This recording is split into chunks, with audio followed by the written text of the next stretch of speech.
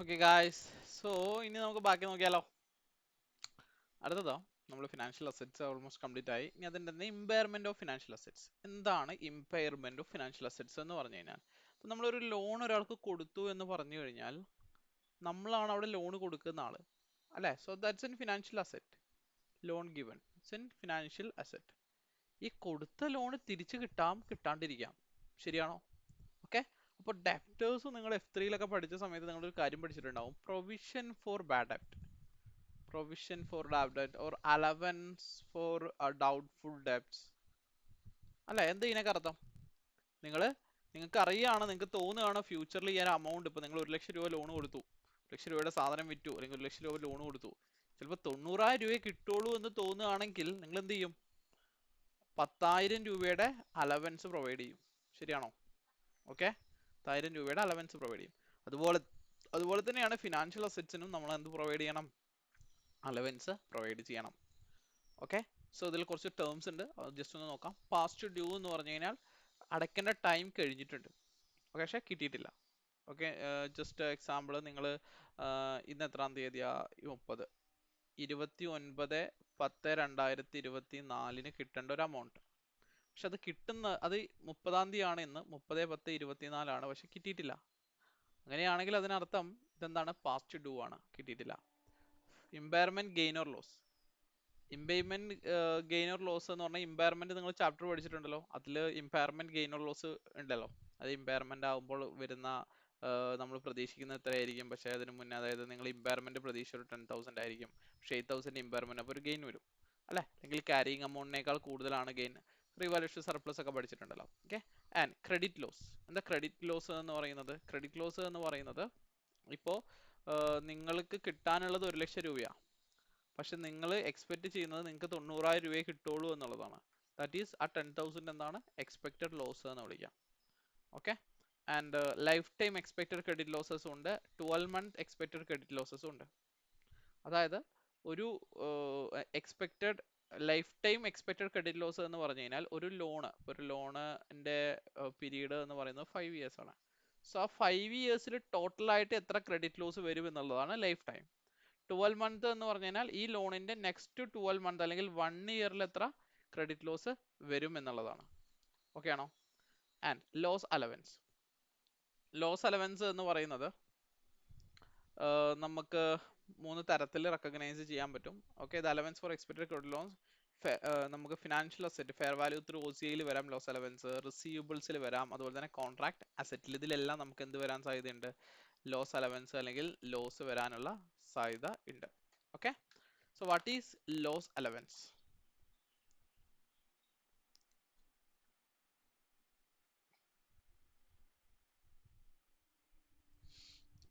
Financial asset measured at amortized cost and financial asset measured at fair value through is subject to impairment testing. നമ്മൾ എന്ത് ചെയ്യാറുണ്ട്? OCIയിൽ അല്ലെങ്കിൽ amortised കോസ്റ്റിൽ recognise ചെയ്തിട്ടുള്ള financial അസറ്റുകളെല്ലാം നമ്മൾ impairment test ചെയ്യും, അല്ലെങ്കിൽ ലോസ് അലവൻസ് വരൂ ഇല്ലേ നോക്കും. ഓക്കെ. സോ ലോസ് അലവൻസ് നമ്മൾ മെയിൻ ആയിട്ട് നോക്കുക എങ്ങനെയാന്ന് വെച്ച് കഴിഞ്ഞാൽ, ശ്രദ്ധിച്ചു കേട്ടോ, ലോസ് അലവൻസ് നമ്മൾ റെക്കഗ്നൈസ് ചെയ്യേണ്ടത് SOPL ആണ്. ശ്രദ്ധിച്ചു കേട്ടോ. നിങ്ങൾക്ക് ഒരാൾ തരാനുള്ള, അല്ലെങ്കിൽ അവിടുത്തെ ക്രെഡിറ്റ് റിസ്ക് എന്ന് പറയുന്നത് ഭയങ്കര ഹൈ ആണെന്ന് വിചാരിക്കാം. അങ്ങനെയാണെങ്കിൽ നിങ്ങൾ അലവൻസ് പ്രൊവൈഡ് ചെയ്യേണ്ടത് ലൈഫ് ടൈം ആണ്. Life time expected credit loss ആണ് നിങ്ങൾ അവിടെ അലവൻസ് ആയിട്ട് പ്രൊവൈഡ് ചെയ്യേണ്ടത്. ഓക്കെ. ഇല്ല അവിടെ സിഗ്നിഫിക്കൻ്റ് ആയിട്ട്, അല്ലെങ്കിൽ അത്ര ഹൈ അല്ലെങ്കിൽ നിങ്ങൾ 12-month എക്സ്പെക്റ്റഡ് ക്രെഡിറ്റ് ലോസ് ആയിരിക്കും നിങ്ങൾ അലവൻസ് ആയിട്ട് കാൽക്കുലേറ്റ് ചെയ്യുന്നത്. സോ ഇവിടെ നമുക്ക് നോക്കാം. ക്രെഡിറ്റ് റിസ്ക് നമുക്ക് സിഗ്നിഫിക്കൻ്റ് ആയിട്ട് ഇൻക്രീസ് ചെയ്യുകയാണെങ്കിൽ ലൈഫ് ടൈം എക്സ്പെക്റ്റഡ് ക്രെഡിറ്റ് ലോസും, സിഗ്നിഫിക്കൻ്റ് ആയിട്ട് ഇൻക്രീസ് അല്ലെങ്കിൽ 12-month എക്സ്പെക്റ്റഡ് ക്രെഡിറ്റ് ലോസും ആയിരിക്കും പ്രൊവൈഡ് ചെയ്യുന്നത്. ക്രെഡിറ്റ് റൈസ് എപ്പോഴാണ് ഇൻക്രീസ് ചെയ്യുക? നമുക്ക് കൊറോണ പോലെയുള്ള എക്കണോമിക് എൻവറോൺമെന്റ് വരുന്ന സമയത്ത്, അതുപോലെ ഡെപ്റ്റേഴ്സിന് ബിസിനസ്സിന് എന്തെങ്കിലും പ്രോബ്ലംസ് വരുന്ന സമയത്ത്, ഓക്കെ, അത്തരം കാര്യങ്ങളിലൊക്കെയാണ് നമ്മൾ എന്ത് ചെയ്യാറ്? എക്സ്പെക്റ്റഡ് ക്രെഡിറ്റ് ലോസ് അല്ലെങ്കിൽ അലവൻസ് പ്രൊവൈഡ് ചെയ്യാറ്.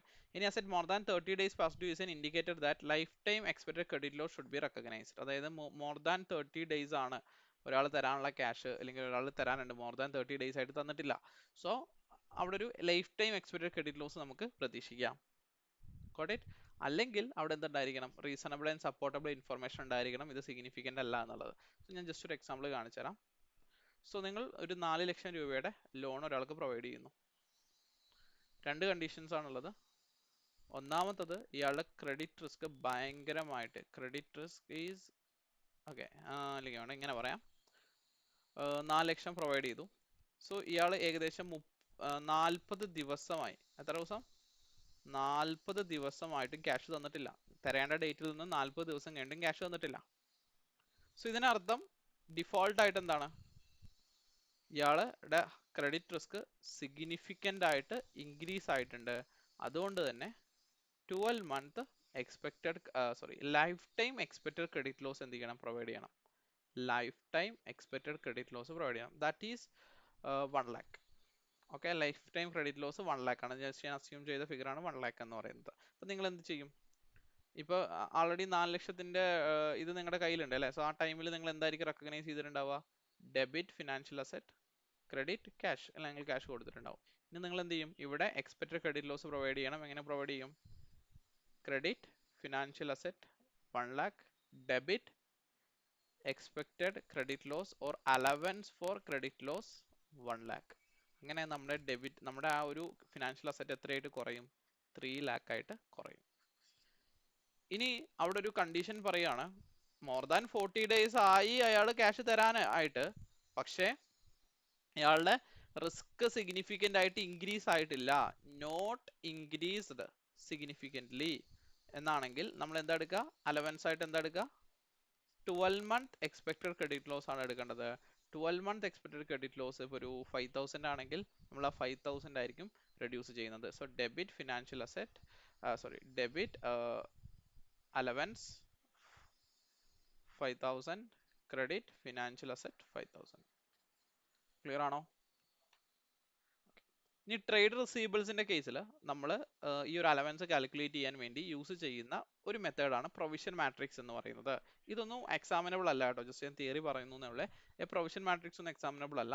So it's a practical method of calculating expected credit loss on trade receivables. So അതെങ്ങനെയാന്ന് വെച്ച് കഴിഞ്ഞാൽ നമ്മൾ ഓരോ പെർസെൻറ്റേജ് വെക്കും. അതായത് ഇയാള് ഡേറ്റ് ഒന്നും കഴിഞ്ഞു പോയിട്ടില്ല, ഇയാൾ തരേണ്ട ഡേറ്റ് ആയിട്ടില്ല, അങ്ങനെയാണെങ്കിൽ നമ്മൾ 1%. ഇനി 30 ദിവസം കഴിഞ്ഞു പോയെങ്കിൽ 2%, 5% എപ്പോഴോ ഒരു മോർ ദാൻ 30 days ആൻഡ് 30ക്ക് 90 ഡേയ്സിന് ഇടയിലാണെങ്കിൽ ഒരു 5%, ഈ മോർ ദാൻ 90 days ആണെങ്കിൽ ഒരു 10%. ഇങ്ങനെ നമ്മൾ എന്ത് കണ്ടുപിടിക്കും? എക്സ്പെക്റ്റഡ് ക്രെഡിറ്റ് ലോസ് കണ്ടുപിടിക്കും. എക്സാമ്പിൾ, ഒരാള് 3,26,000 തരാനുണ്ട്. അപ്പൊ ഇതിന്റെ അലവൻസ് എങ്ങനെ കണ്ടുപിടിക്കും? ഇപ്പോ ഇത് ഡ്യൂ ഒന്നും ആയിട്ടില്ല, അല്ലെങ്കിൽ പ്രശ്നങ്ങളൊന്നുമില്ല. അപ്പോൾ ഒരു 0.25 വെച്ചിട്ട് നമ്മൾ ഇത് നമുക്ക് ക്വസ്റ്റ്യനിൽ തരും കേട്ടോ. തരും, അത് ആസ്ക് ചെയ്യില്ല, ക്വസ്റ്റ്യനിൽ ചെയ്യില്ല, അല്ലെങ്കിൽ നിങ്ങൾക്ക് FRൽ വരില്ല. അല്ലെങ്കിൽ വരുവാണെങ്കിൽ ഇവിടെ ഡിഫോൾട്ട് റിസ്ക് പെർസെൻറ്റേജ് തരും. അതായിരിക്കും നിങ്ങൾ എന്തായിട്ട് പ്രൊവൈഡ് ചെയ്യുന്നത്? അലവൻസ് ആയിട്ട് പ്രൊവൈഡ് ചെയ്യുന്നത്. ഇറ്റ്സ് ലൈക്ക് എ ഡെപ്റ്റ് അലവൻസ്. ഓക്കെ, ആൻഡ് ഇനി 1 to 30 days ആണെങ്കിലോ ഒരു 1.3%. ഓക്കെ, അത്രയും ഏതൊക്കെ ആൾക്കാരാണ് ക്യാഷ് തരാനുള്ളത്? 4,27,000 കിട്ടാനായിട്ട്, അത് മോർ ദാൻ 30 ദിവസമായി. സോ അതിനർത്ഥം അവിടെ ഒരു 1.3% അലവൻസ് പ്രൊവൈഡ് ചെയ്യണം. ആൻഡ് 30 to 60 days ആകുമ്പോൾ 2.4%, മോർ ദാൻ 60 days ആണെങ്കിൽ 10%. സോ ഇങ്ങനെ നമ്മൾ എന്ത് ചെയ്യും? ഇതാണ് ഇതിന്റെ എന്തെന്ന് പറയുന്നത്? ലോസ് അലവൻസ് കാൽക്കുലേഷൻ എന്ന് പറയുന്നത്. Got it?